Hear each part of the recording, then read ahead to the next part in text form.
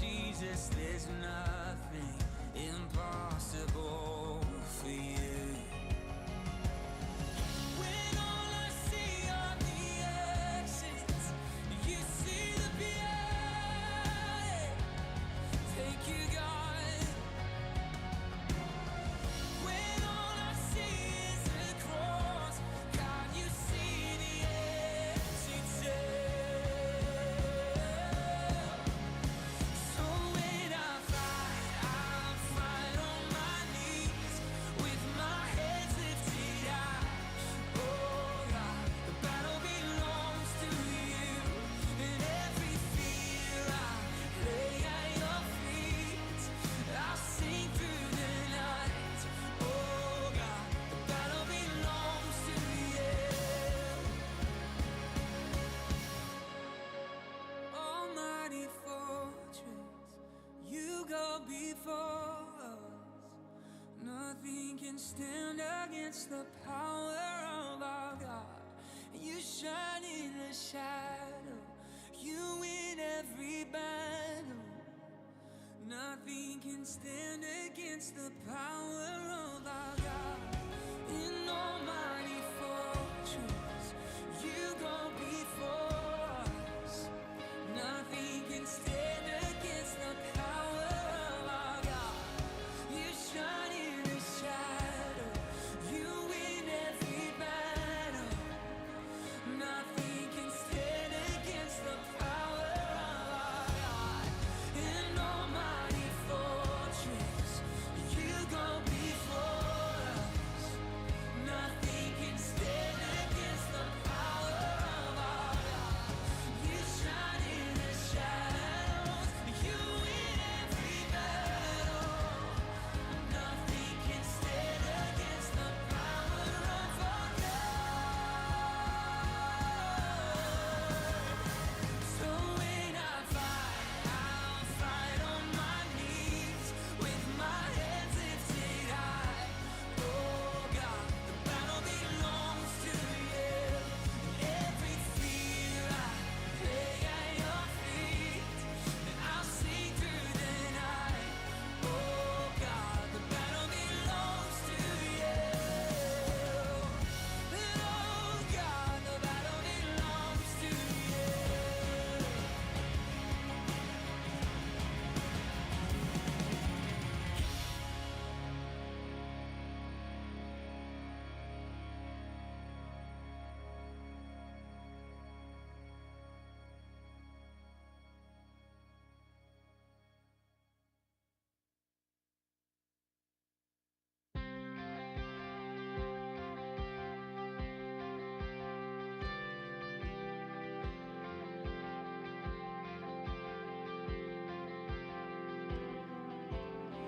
You hear me when I call.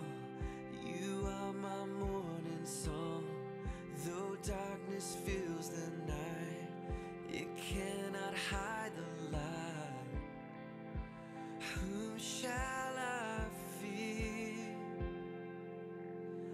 You crush the enemy underneath my feet. You are my sword and shield. Though troubles linger still, whom shall I fear? I know who goes before me, I know who stands behind. The God of angel armies is always by my side.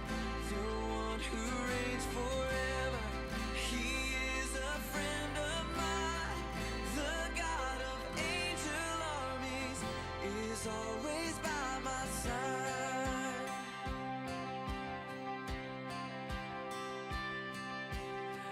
My strength is in your name, for you alone can save.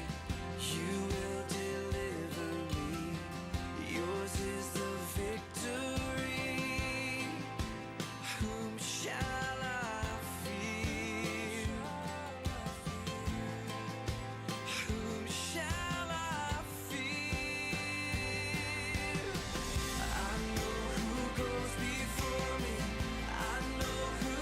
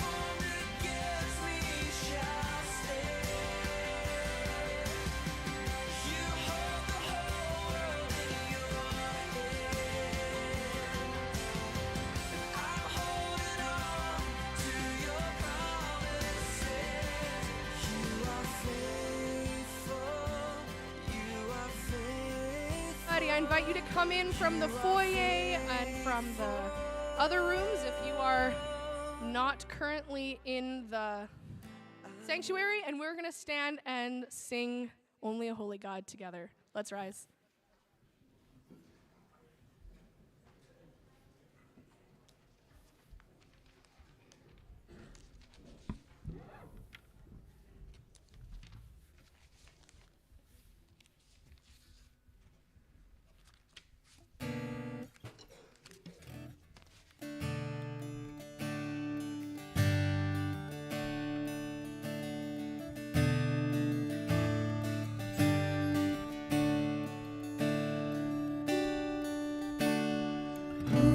Commands all the hosts of heaven.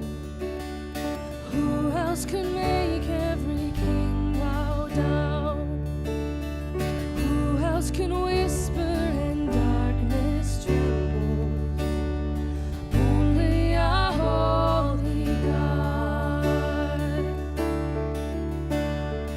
What other beauty demands such praise? The splendor outshines the sun. What other majesty rules with justice? Only a holy God. Come and behold Him, the one and the only. Cry out, sing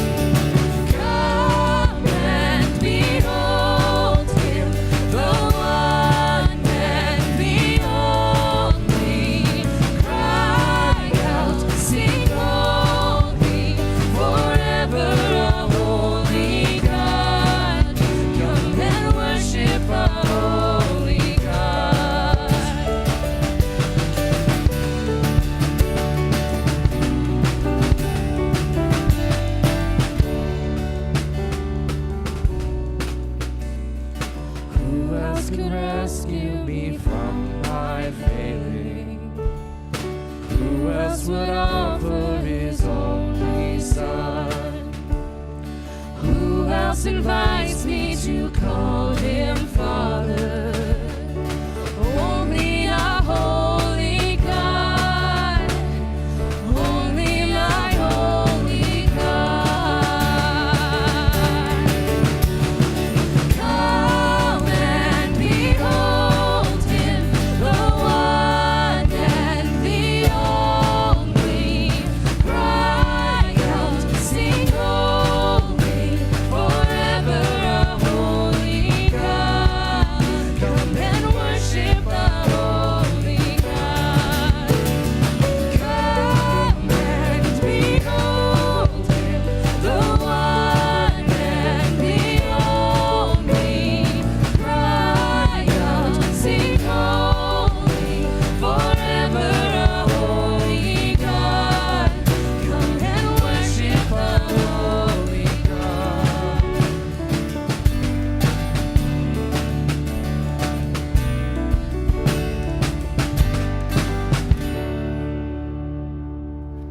You may be seated. Well, welcome to Fort Garry MB. We are so excited to have all of you here today. Whether you're new to our church or are a forever Fort Garry family member, we are so excited to have you both here and at the live stream. We hope that you feel filled and encouraged this morning. We also have a service at Riverwood at 10:45 this morning, so we are excited to share with them as well.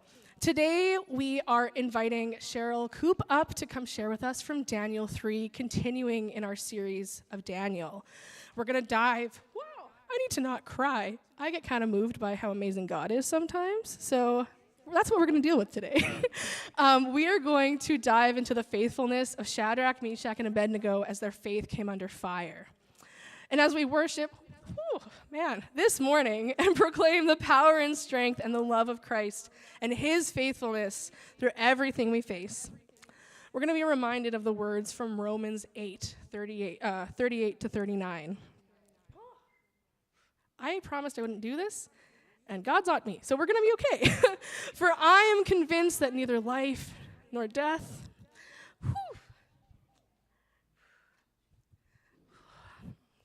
let me start again.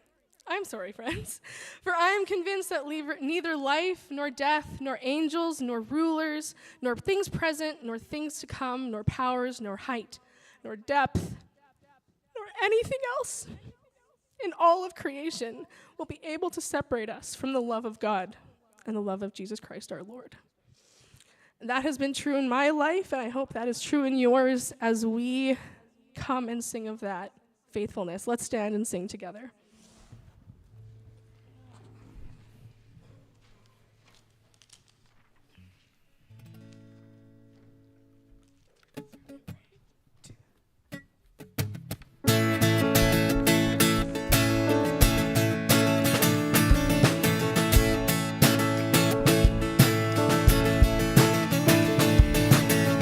When all I see is a battle, you see my victory. When all I see is a mountain, you see a mountain moved. And as I walk through the shadow, your love surrounds me. There's nothing to fear now, for I am safe with you.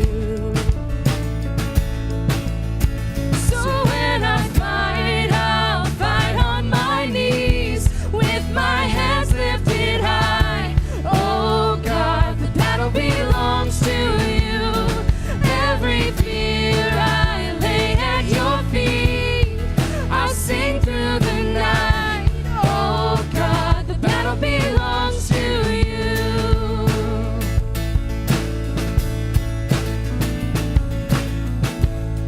And if you are for me, who can be against me?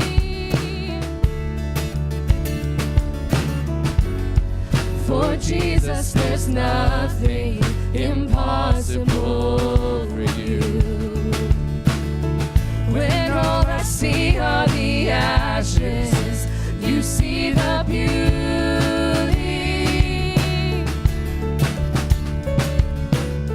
When all I see is a cross, God, you see the empty tomb. So when I fight, I'll fight on my knees with my hands lifted high. Oh God, the battle belongs to you. Every fear I lay at your feet. I'll sing through the night. Oh God, the battle belongs to you. Almighty fortress, you go before us. Nothing can stand against the power of our God. You shine through the shadows, you win every battle. Nothing can stand against the power of our God. An almighty fortress, you go before us. Nothing can stand against the power of our God. You shine through the shadows, you win every battle. Nothing can stand against the power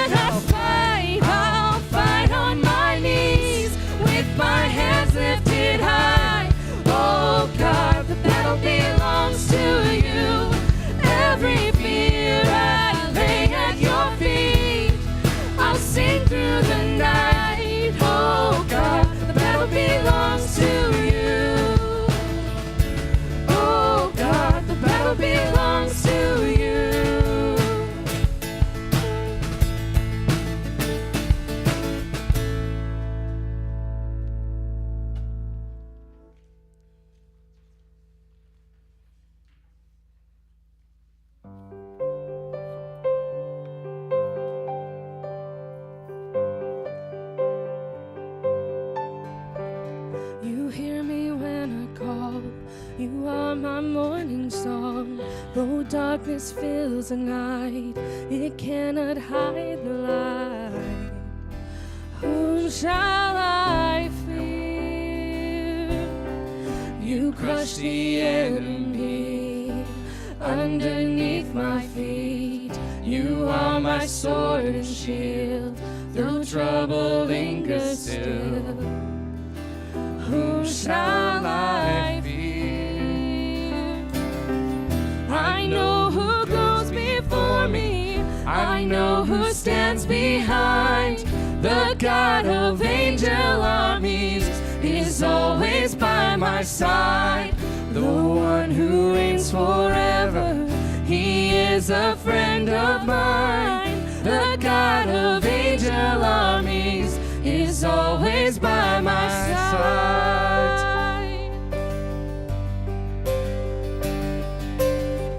My strength is in your name, for you alone can save. You will deliver me, yours is the victory. Whom shall I fear? Whom shall I fear? I know who goes before me, I know who stands behind. The God of angel armies is always by my side. The one who reigns forever, he is a friend of mine. The God of angel armies is always by my side. And nothing formed against me shall stand. You hold the whole world in your hands. I'm holding on to your promises. You are faithful, you are faithful, and nothing formed against me shall stand. You hold the whole world in your hand. I'm holding on to your promises. You are faithful, you are faithful, you are faithful.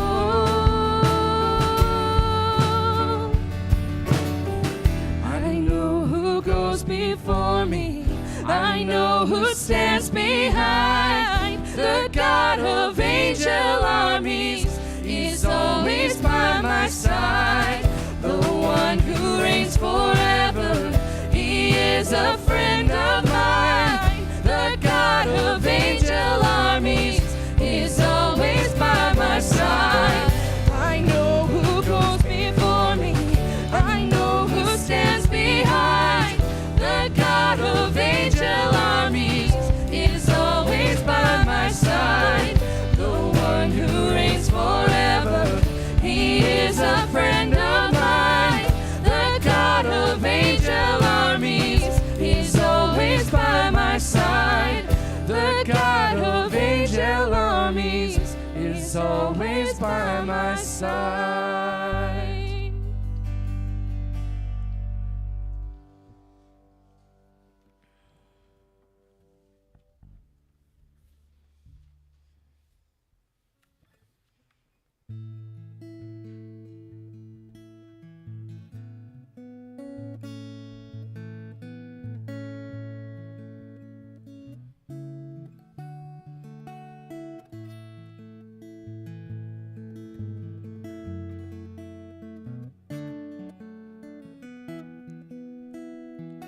I love you, Lord.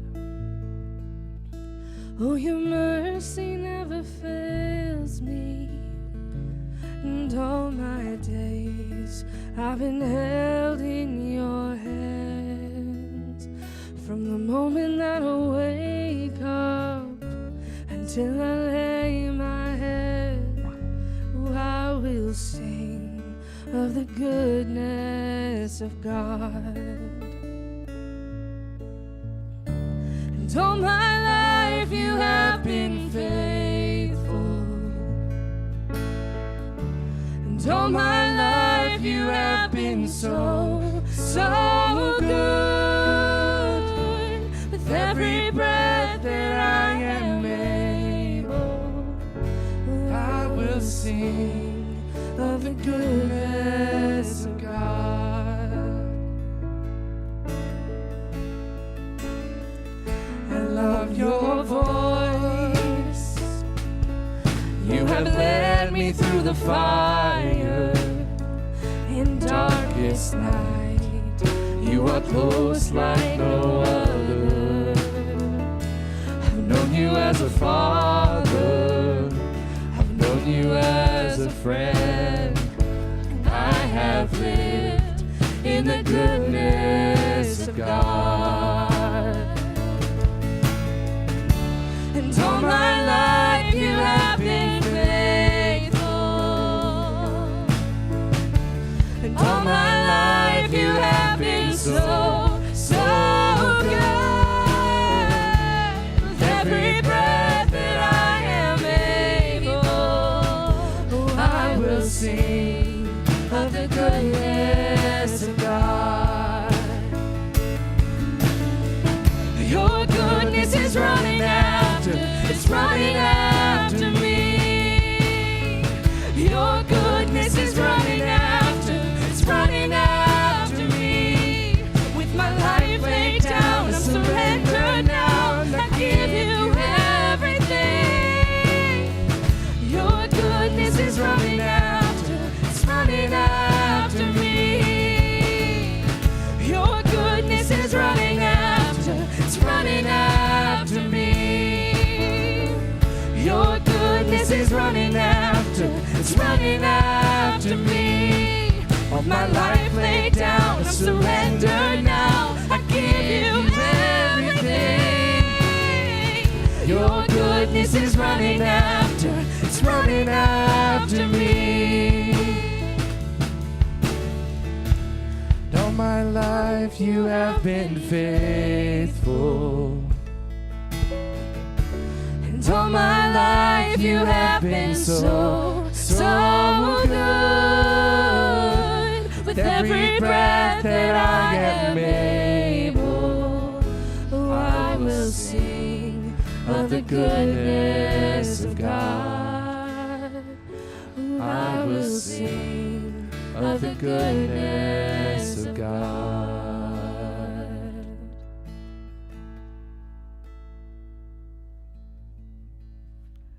You may be seated. At this point in the service, we are going to pause for our family transition time. We invite you to consider giving at one of our donation drop boxes. Introduce yourselves to those around you, which I forgot to do. I'm Katie, and it is a joy to be here today. I lead worship for the college and career a lot of the time, so that's kind of my background there.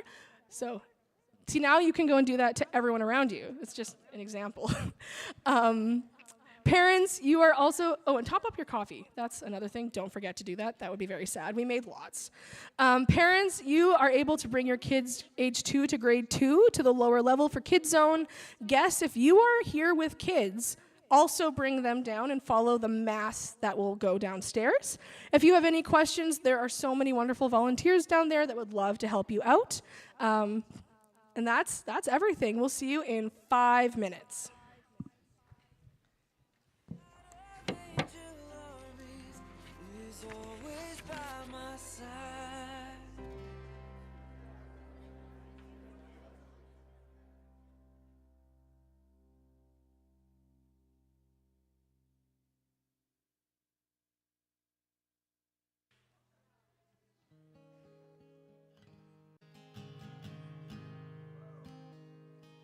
I love you, Lord. Oh, your mercy never fails me. And all I love your voice. You will lead me through the fire, and in darkest night, you were close like no other. I've known you as a father, I've known you as a friend, and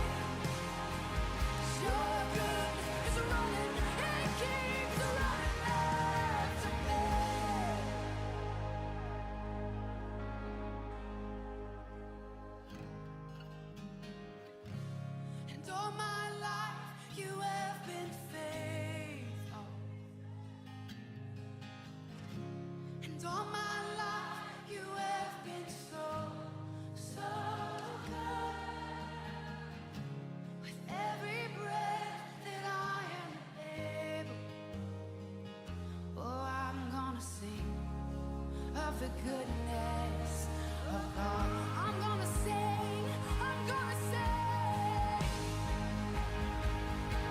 Oh gosh, 'cause all my life you have been faithful. And all my life you have been so, so good. With every breath that I inhale, oh, I'm gonna sing of the goodness of God. Oh, I'm gonna sing of the goodness of God.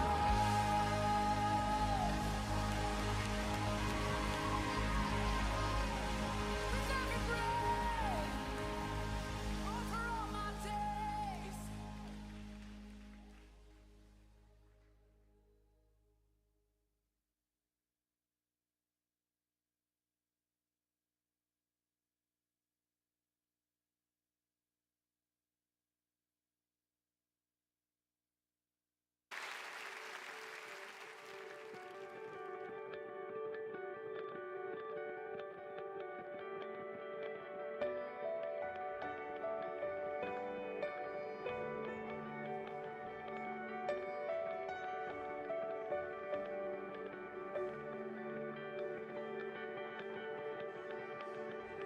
Who else commands all the hosts of heaven?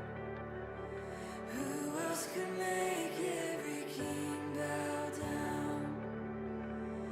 Who else could whisper and darkness tremble?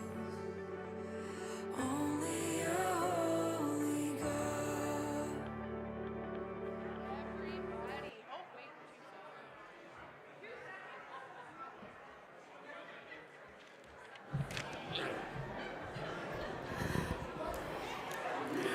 We're going to come back together now.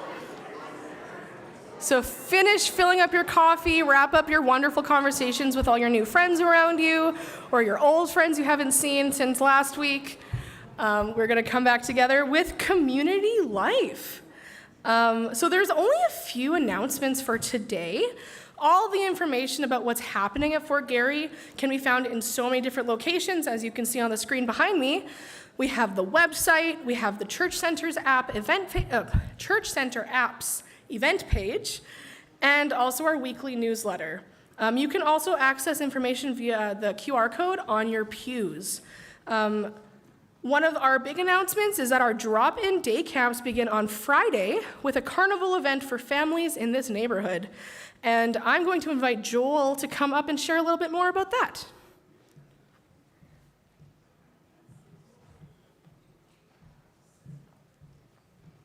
Good morning, everyone. On this past Friday, we had our first summer day camp drop-in kickoff. We had an astounding turnout of 52 kids. These kids are super excited to come again this week. I had a lot of disappointed faces when I told them that there was no camps on Saturday. But they are really excited to come, play more games, and connect with our volunteers. Speaking of which, we had 16 volunteers come out on Friday, so thank you so much to everyone who came out and helped. We are still in need of more volunteers for the weeks of July 16th and 19th and July 22nd to 26th. So if you have a day or two or know somebody that does, please feel free to contact me. I'll be out here after the service today, or you can email me at intern@fgmb.ca. Thank you, everybody.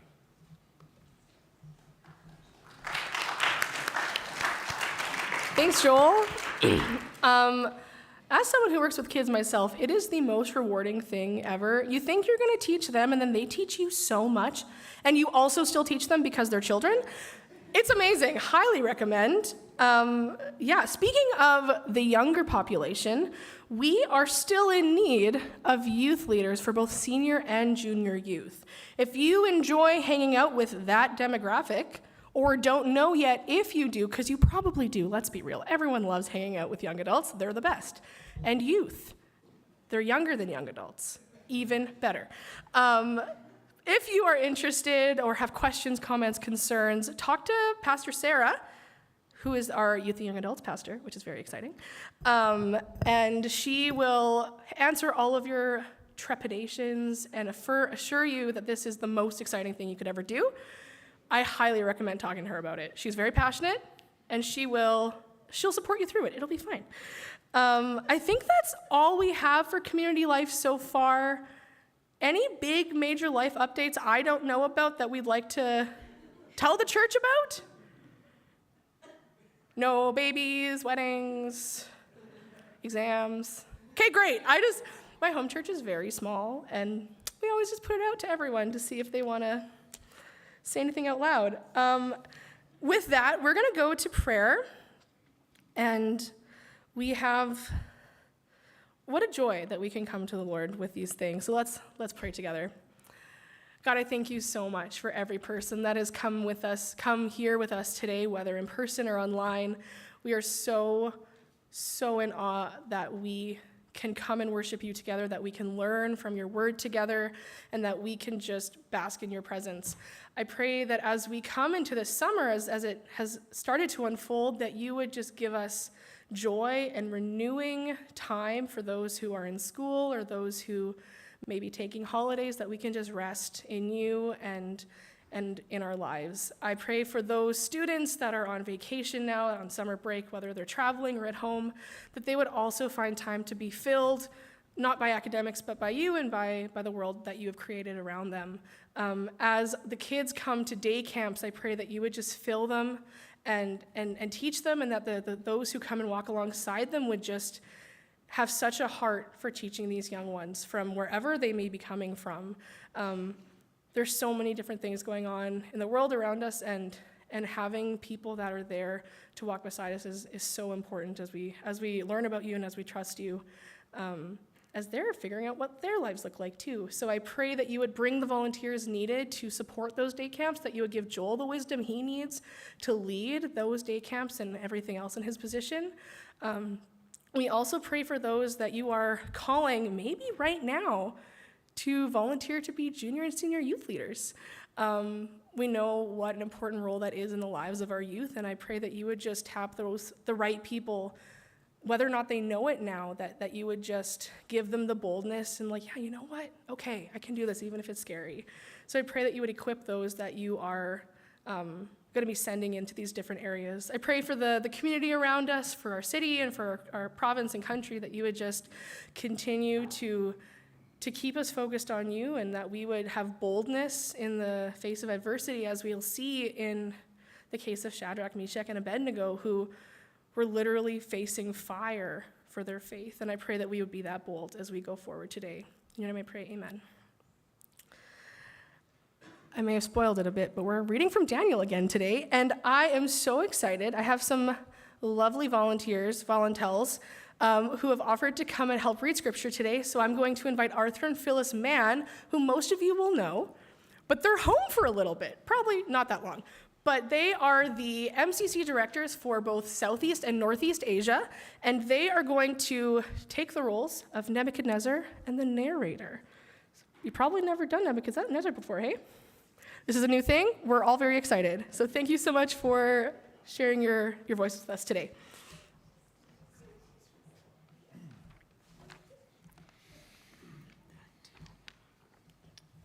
So from Daniel 3, starting with verse 13. Furious with rage, Nebuchadnezzar summoned Shadrach, Meshach, and Abednego. So these men were brought before the king, and Nebuchadnezzar said to them, Is it true, Shadrach, Meshach, and Abednego, that you do not serve my gods or worship the image of gold I have set up? Now when you hear the sound of the horn, flute, zither, lyre, harp, pipe, and all kinds of music, if you are ready to fall down and worship the image I made, very good. But if you do not worship it, you will be thrown immediately into a blazing furnace.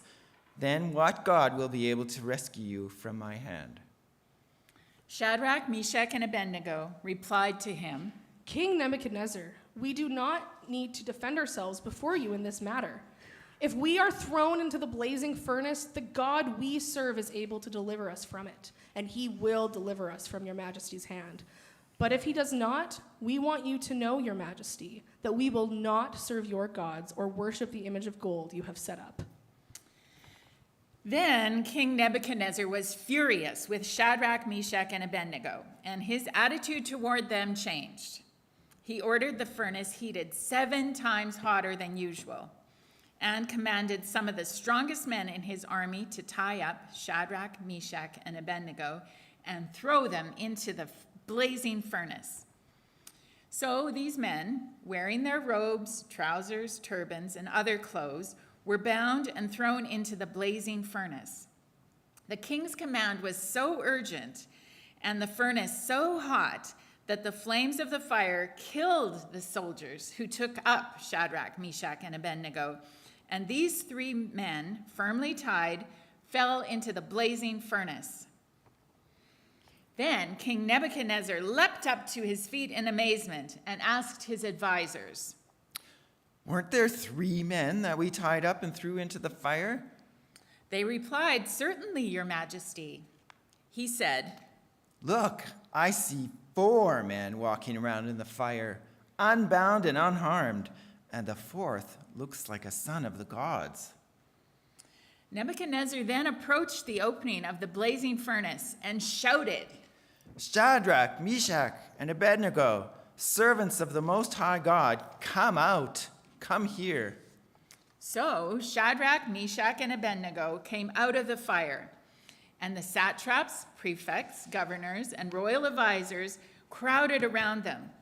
They saw that the fire had not harmed their bodies, nor was a hair of their heads singed, and their robes were not scorched, and there was no smell of fire on them. Then Nebuchadnezzar said, "Praise be to the God of Shadrach, Meshach, and Abednego, who has sent his angels and rescued his servants.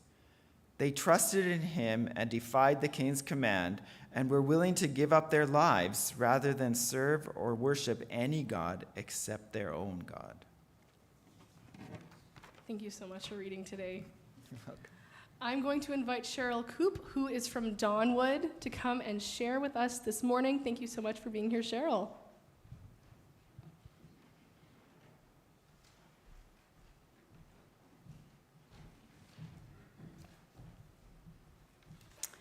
If you were in church last week, you got to hear Scott Coop. Today you get to hear Cheryl Coop. No relation, we just share the same last name. And what's interesting is that Scott is now at Square One, where I used to serve. And thank you so much for the opportunity to be here this morning. And Katie, thanks for leading. And as she said, I'm Cheryl Coop, and I'm the chaplain at Dawnwood Manor. I'd like to give you all just a little quick report on the place where I serve, and then we'll move into the sermon from Daniel 3. First of all, thank you for your support. That there is a board member from here, Larry Spicer. Carl has come to lead our assisted living tenants in Bible study, and I know that there are some of you who also have family that live at Dawnwood, so we are grateful for your support and care for us. I lead church services on Tuesday, Wednesday, and Thursday mornings on the different units of Dawnwood Manor. And upon admission to Dawnwood Manor, we do a bit of what we call a spiritual assessment of each resident. And often when I speak with family members who are overseeing their loved ones, they tell me, my mother or my father does not attend church, do not ask them. They may want to see you as a person, but they don't want to have spiritual conversations. And so I say, all right, but we do invite everyone. So sure enough, there are 3 people, especially on one of the units, who have decided they do want to come to church. And they do want to have spiritual conversations. And they do want to know who Jesus is and why he is important to me and what my faith looks like. And I remember having a conversation with one of the gentlemen, and he said, "What have you done to my mother?" And I said, I've just opened the way for her to have conversations that perhaps she hasn't had for a very long time, or if ever, in her life. And I think when we are in the winter season of our life, perhaps faith and whether there is afterlife and all of those questions often come to mind, especially when we have more time to ponder them than perhaps we have before. And so she is a delightful addition to our services and also to the unit she is on. And two of the gentlemen who come to one of the other unit services, I was told also by their families that they would not want to come into a church service at all. And yet upon the death of one of the men's spouses, he said to me, I need solace, and I think I will find it in the church service you lead. And he has been coming since, and we've had lots of good conversations. So I'm grateful for those. Also, this last year, we ran a pilot program through Spiritual Care, which I oversee, and it was an art therapy program. And we had a young woman who is an art therapist come in, and 6 students from King's School, which is a Christian school in West St. Paul, and they were partnered with residents one-on-one, and they did art together for 6 weeks, working in different mediums. And I remember one of the women who suffers from great dementia and often is nonverbal. When she came to art class, her face brightened up, and she was on task, and her conversations were exactly about what was happening around us, and her art was beautiful. And every week she would say, is my so-and-so, her partner, coming this week? I want to see her. And it was beautiful to see that relationship develop. And because of the success of that, we will move into doing that more regularly in this coming fall and winter. So I'm grateful for that. And this year, for the summer, we have many, many students. We were given 6 additional grants. So we have 22 students on site between Canada Summer Grants and the Green Team, and they work in many different areas. And I have an intern in Spiritual Care. She's an 18-year-old young woman from Crossroads MB Church, and she is working with me, and it's been a delight to get to know her this last week. And also because of where I serve, I have been privileged to do many funerals and memorial services for the residents, and it is a sacred time of getting to know their families and loved ones and being able to speak into the lives of many who are not faith followers of Jesus. So that's been a real privilege. And lastly, we have a grow-op at Dawnwood. And all of us love saying that, including the tenants and residents. We were given a very large grant to bring in 6 hydroponic units, and both residents and tenants and staff take care of the herbs and the vegetables that are growing there. And one of the interesting things is all the tenants and residents kept asking, when are those plants going in the garden? And we kept telling them they're never going in the garden because it's a very new way of gardening.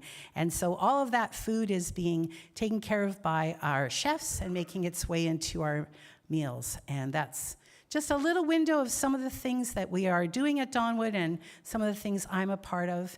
And I love being there, and I'm grateful for that. And I'm grateful to be here this morning. So we'll move into Daniel chapter 3. But do not fear, I will not be working through the chapter verse by verse as I have been known to do.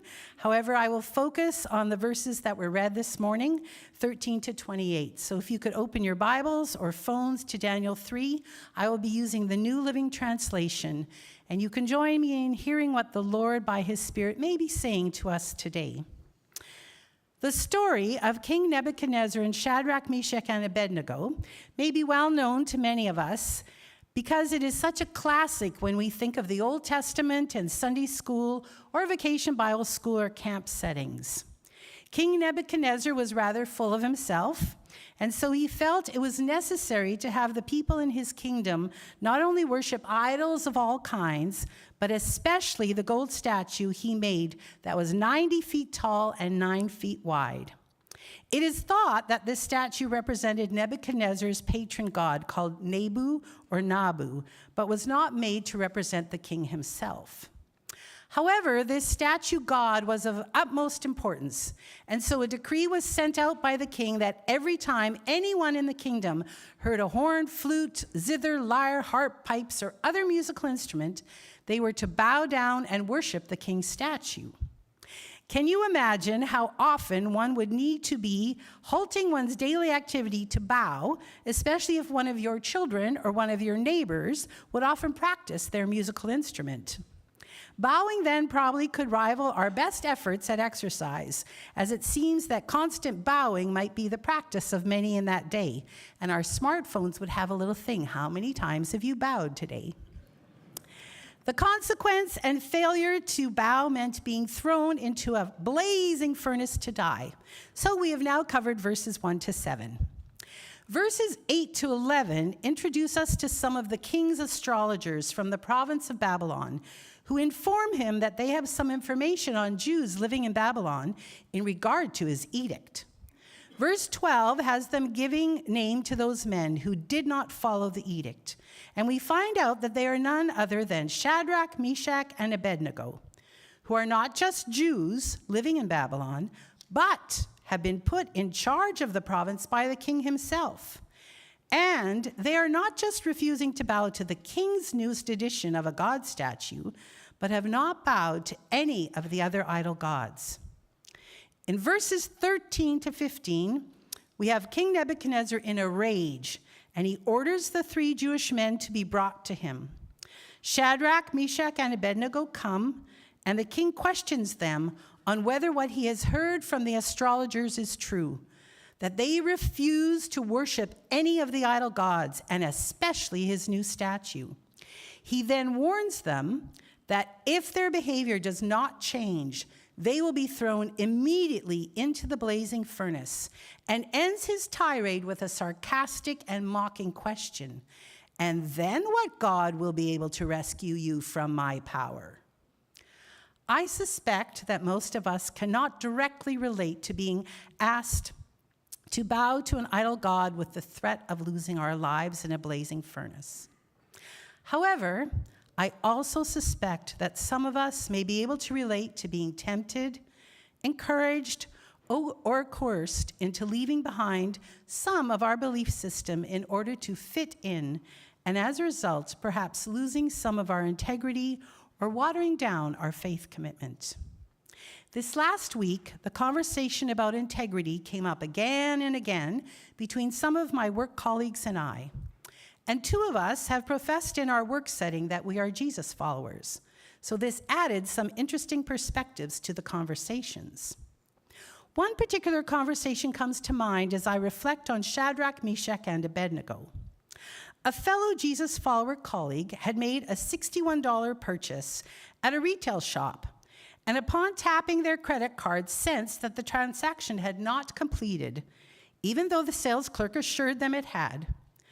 When they got home and checked their credit card balance, indeed the transaction had not gone through.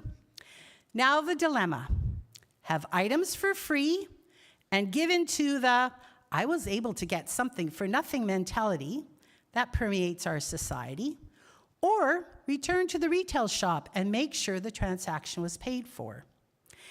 After some internal battles, they decided to return to the shop and ask for the manager. When the manager understood why they were there, the manager could not believe they had come back. The manager thanked them over and over again, and then called over the sales clerk that had served them. The sales clerk could not believe what they were witnessing and profusely thanked my colleague for returning, as it meant now that they had a balanced till for that day. Is this a small thing? Is it in any way relatable to our passage today? I would be curious to know your thoughts. Verses 16 to 18 give us the response that Shadrach, Meshach, and Abednego have to the king's command. They defy him and say that the God they serve is able to rescue them, and even if he doesn't, that's a pretty important part of this. They will never serve the idol gods or bow down to the statue. Firm in their faith, these 3 Jewish men defy the king with full knowledge that their lives are on the line. Can you and I relate to this experience in any way? Perhaps we can. Perhaps we cannot. However, there are those amongst us who can. The story of my mom is one who could relate. She grew up in a home where both her parents were Jesus followers, and her maternal grandfather ran a Bible school on the Crimean Peninsula. When she was a young teenager, all religious freedoms were taken away due to political changes in that area of the world. And meeting in secret became the way to have faith gatherings, always at the risk of being imprisoned or losing their lives. At Donwood Manor, this is a similar story, not only for some of the residents, but also for several of the staff who have come as refugees to this country and to carry a deep and abiding faith in Jesus that was challenged where they lived. If this is not our experience, how do we think we would respond were our faith severely tested, especially with the possibility of losing our lives? What about when our faith is tested in different ways? Verses 19 to 23 document the event of throwing the 3 men into the fiery furnace, fully clothed, which apparently was an anomaly. And it is recorded that due to the heat of the furnace, the soldiers who threw Shadrach, Meshach, and Abednego into the furnace died due to the intense heat. There is no reason to believe that these 3 men did not die, except that we have verses 24 and 25, which tell us that not only did the 3 men not die, but a 4th joined them, and all were seen walking around in the furnace. 3 men went in, now we have 4. What is happening? Who is this 4th person? Well, according to King Nebuchadnezzar, this 4th person looks like deity or a god. Don't you think it's interesting that the same one who put the 3 men in the furnace not only now sees a 4th, but attributes that person to being some form of deity? I suspect that the king was correct. And it was some angelic being that God sent to protect the 3 men who loved him and would not be swayed in their love for and following of him. In verses 26 and 27, there continues to be high drama for King Nebuchadnezzar as he calls the 3 men out of the fire, and they come out completely clothed with not even a hint of smoke smell on them. The crowd of highbrow officials, officers, governors, and advisors are in complete shock at what they are seeing. Who wouldn't be? They know the fire in the furnace was stoked 7 times hotter than usual to ensure that these 3 men died quickly. And yet here they are, not even with the smell of smoke on them.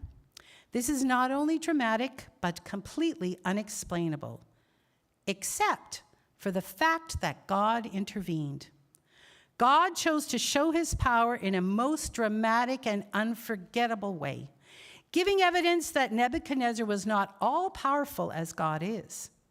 And so as a result, in verses 28 to 30, the king completely changes his mind on not only Shadrach, Meshach, and Abednego, but praises God for the miracle that took place before him and the other onlookers.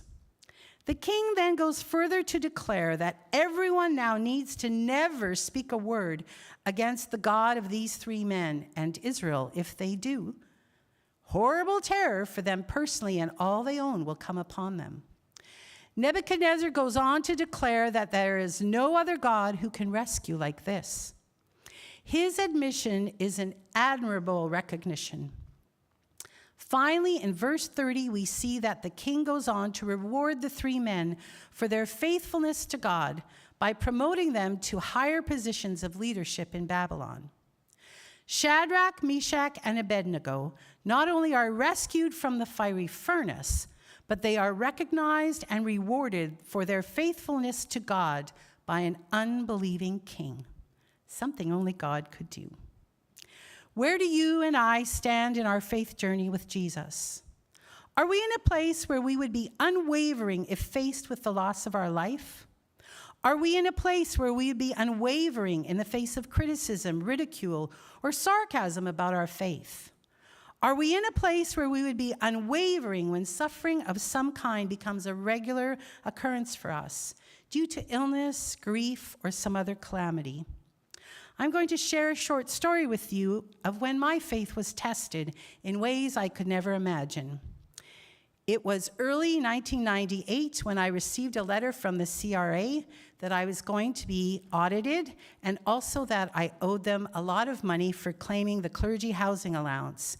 And it would be charged what I owed to them at 19.25% interest, and it would constantly, what's that called, where, keeps going up every year, and pardon? Compound interest. Thank you, Katie. That is what they told me. Then in late 1998, I was told that I would become the test case for thousands of people across Canada, and that I would go to the Court of Queen's Bench in Toronto, and I would have to defend my position and my faith. I went there for 10 days in December of 1999. I could not talk to anyone about what I was going through. They put me in the Sheraton Hotel, And my lawyers informed me that my phone was probably tapped, and I would need to be very careful with what I said, even on the phone. You know, the old dial phone, not the cell phones of these days. I went to court for 10 days. I was hit by all kinds of questions from the CRA lawyers. I had 4 lawyers of my own. They had 3. My lawyers said, answer every question honestly, no matter what they ask. I found out that they had talked to family members, they had talked to friends, they had talked to past men I had dated, including the one I was dating presently, and they asked if whether my faith fit my lifestyle. They wanted to know how I spent my money, where I traveled, the kind of ministry I did. They talked to colleagues of mine. It became a very large court case. It lasted 10 days. Every time I went into the court, the questions were about me and my faith. Did everything I say lined up with how I lived? Did what I do lined up with what I said? On and on. It was a grueling, grueling time. Lots of things happened behind the scene I did not know of. People around the world were praying for me. People called regularly to see how I was doing. The man I was dating would come and we would walk the streets of Toronto and I would weep the entire time. We would stop and have tea or coffee and I would weep. He would bring me flowers, I would weep. That went on for 10 days. He was very kind to me during that time. What I also didn't know is that one of my lawyers did not know Jesus, but his wife had become a follower. And in the process of dealing with me and this court case, things were happening in his heart that I did not know of. What else I didn't know is that the judge was a former minister in the United Church, knew the Bible back and forth and upside down and around. And so when he asked theological questions and I answered them, he would nod his head, and I didn't know that that was his story.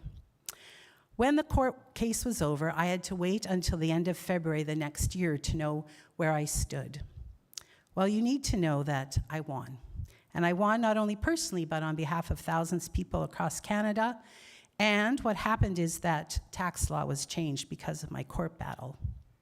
What else did I learn? I learned that God, by his Spirit, is always with me. Now I'm going to cry. God works in mysterious ways to bring people to him. That lawyer came to know Jesus through my trial, and at the end sent me a huge, huge check to support me in my work at Youth for Christ, which I was able to share with many other staff because it was so large. I learned that God answers prayer in ways we can't imagine. I learned that the worldwide community faith is an incredible force and stronghold, especially when they pray.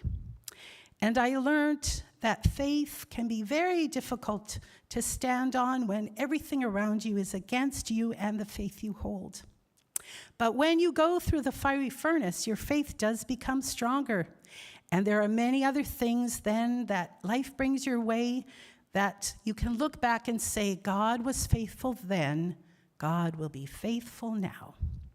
So this week, as you and I go into this week and all it holds for us, may we find strength, hope, peace, and God's abiding presence in all of the challenges to our faith that may come our way.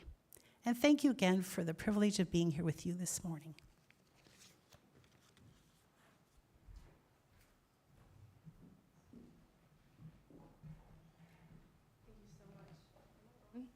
Thank you so much for sharing with us today, Cheryl. In response, we have a new song for our congregation.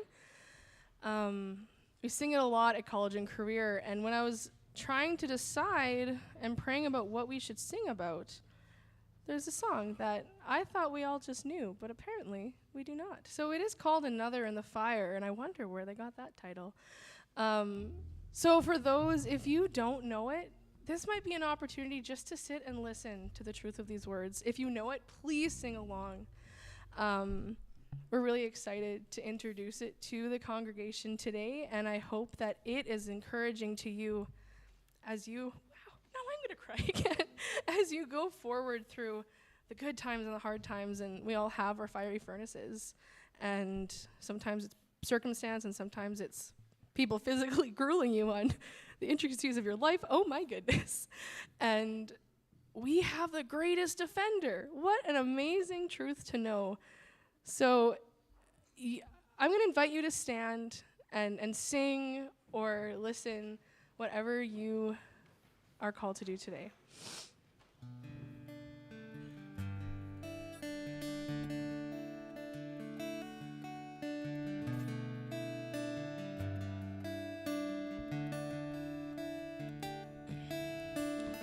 There's a grace when my heart is under fire, another way when the walls are closing in, and when I look at the space between where I used to be and this reckoning, I know I will never be alone. There was another in the fire, standing next to me. There was another in the waters, holding back the seas. And should I ever need reminding of how I've been set free, there is a cross that bears the burden, where another died for me. There is another in the fire.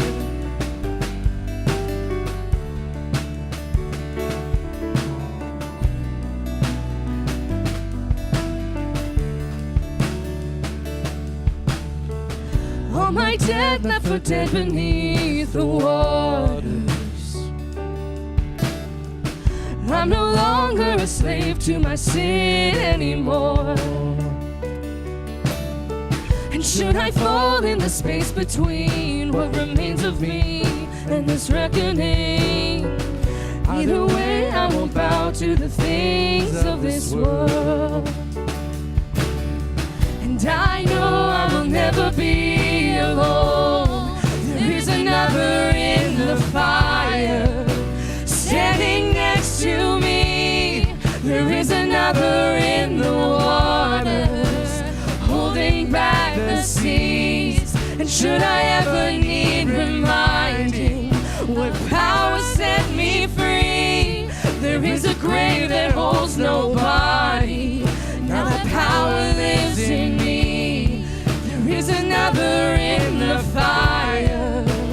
Oh, there is another in the fire. Oh, and I can see the light in the darkness as the darkness bows to him. I can hear the roar in the heavens as the space between west and I can feel the ground shake beneath us as the prison walls cave in. Nothing stands between us. Nothing stands between us.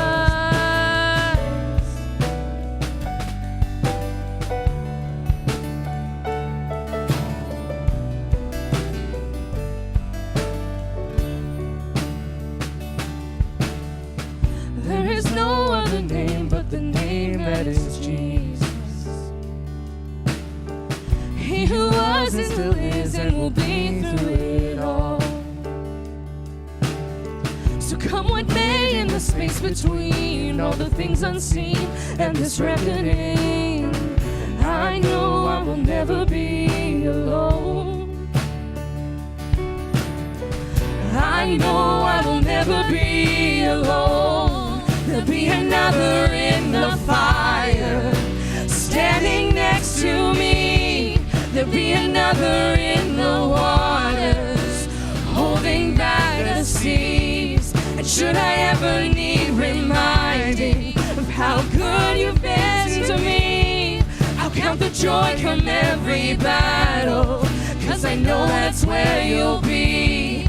There'll be another in the fire, standing next to me. There'll be another in the waters, holding back the seas. And should I ever need reminding of how good you've been to me, I'll count the joy come every battle, 'cause I know that's where you'll be. I'll count the joy come every battle, 'cause I know that's where you'll be. I'll count the joy come every battle, 'cause I know know that's where you'll be.